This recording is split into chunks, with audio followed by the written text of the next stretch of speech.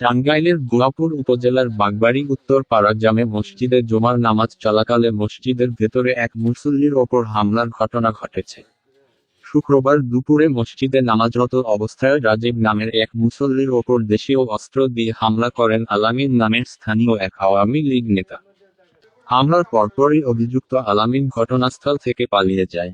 আহত রাজীবকে উদ্ধার করে দ্রুত গুয়াপুর উপজেলা স্বাস্থ্য কমপ্লেক্সে নেওয়া হয়। আহত রাজীব ওই গ্রামের জিন্নত আলী শেখের ছেলে। অভিযুক্ত আলামিন একই গ্রামের মৃত ফজলু জোয়াদ্দারের পুত্র এবং স্থানীয়ভাবে আওয়ামী লীগ নেতা হিসেবে পরিচিত। জানা যায়, পূর্ব বিরোধের জেরে আলামিন এ হামলা চালান। হামলার সময় রাজীব নামাজে মগ্ন ছিলেন।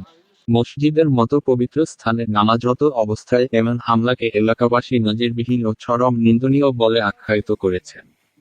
মসজিদের ভেতরে এমন বর্বরোচিত ঘটনার তীব্র নিন্দা এবং দোষীর দৃষ্টান্তমূলক শাস্তির দাবি করেন মসজিদ কমিটির সভাপতি ও মুসল্লিরা। আসলে অত্যন্ত দুঃখজনক এবং নেককারজনক ঘটনা এই শুক্রবার দিন মসজিদে নামাজরত অবস্থায় যে হবে, আমি নিজেও কোনদিন আসলে এটা প্রত্যাশা করি নাই।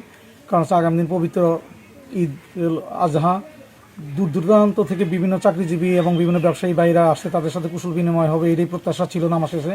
কিন্তু সেই প্রত্যাশাটাকে ধূলিসাৎ করে এই আলামিন জর্দার নামের যে জর্দার ছেলেটা ফরজ নামাজ শেষে আমরা সামনে কাতারে যেহেতু রয়ে গেছি, আমরা সালামটা ফেরানোর সাথে সাথেই যে এরকম একটা আকারে ধুমধাম করে শব্দ হইতেছে। দেশীয় অস্ত্র দিয়ে দেখি যে আমার পাশেরই ছেলে নাম হলো রাজীব, পরে একারে উপর্যুপরি দেখি যে ওই হাতুড়িটা বাইরে পরে ফ্লোরের মধ্যে ফেলা গেলো, সেন্সলেস অবস্থা পরে তারপরে ও তো দৌড়ে পালা গেলো। আমরা যে আসলে গ্রামের যারা আসলো তারা আসলে কোনো কিছু বুঝার ওঠার আগেই উনি এইভাবে চলে গেল। কিন্তু আমরা আসলে গ্রামের পক্ষ থেকে মুসলমানের একটা ইজ্জতের প্রশ্ন হিসাবে আমি মনে করি তার এরকম একটা সন্ত্রাসী কার্যকলাপের জন্য তার দৃষ্টান্তমূলক একটা শাস্তি হওয়া উচিত। প্রথম অবস্থায় হলো ওই ফজরনামা অবস্থায় নামাজ শেষ হওয়ার সালাম ফিরানোর শেষ না হতে পিছন থেকে আমি শব্দ পাই। সালামটা ফিরানো কমপ্লিট করার পরে পিছনে তাকায় দেখি যে আলামিন নামের ছেলেটা, এই রাজীব নামের ছেলেটাকে ইচ্ছা মতো উপযুক্ত ওই হাতুড়ির আঘাত করতেছে। এটা নিজ চোখে আমিও দেখেছি। আর ওইখান থেকে নামাজ থেকে ধরার আগে উনি ধরে মসজিদ থেকে পালিয়ে যায়। তো মূলত এটা আসলে একটা ঘটনা হয়তো আগে একটা ঘটছিল, সেটা জানি, এটা থানার মাধ্যমে এটা সালিশ হয়ে মিটিয়ে দিয়েছিল। কিন্তু আমি জানি এটা সমাধান হয়ে গেছে। কিন্তু মসজিদে আলামিন আসছিল, আমি নিজেও দেখছি উনি আসছিল।